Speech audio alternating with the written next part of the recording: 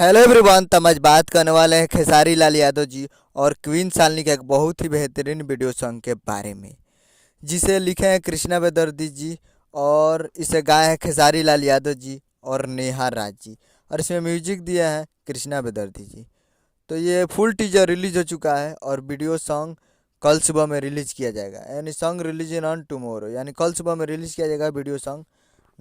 और full teaser main section में 40 number पर ट्रेंड कर रहा है, तो आप लोग जाइए और जाकर 40 नंबर पे ट्रेंड कर रहा है तो उसे जाकर देखिए।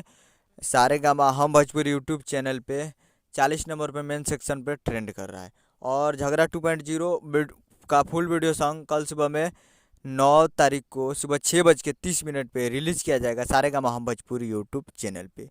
और इसे गाए खेसारी लाल यादव जी और नेहा राज जी, और वीडियो में है खेसारी लाल यादव जी और क्वीन शालिनी जी। तो काफ़ी बेहतरीन वीडियो है, तो कल सुबह में तैयारी रहेगा 6:30 पे सारे गामा हम भोजपुरी यूट्यूब। उम्मीद कर रहा हूँ कि वीडियो अच्छा लगा तो चैनल को सब्सक्राइब कर बेल आइकन प्रेस कर दीजिए, ताकि ऐसे खेसारी लाल यादव जी के लेटेस्ट न्यूज़ लाते रहें। मिलते हैं अगले वीडियो में, तब तक के लिए जय हिंद, जय भोजपुरी।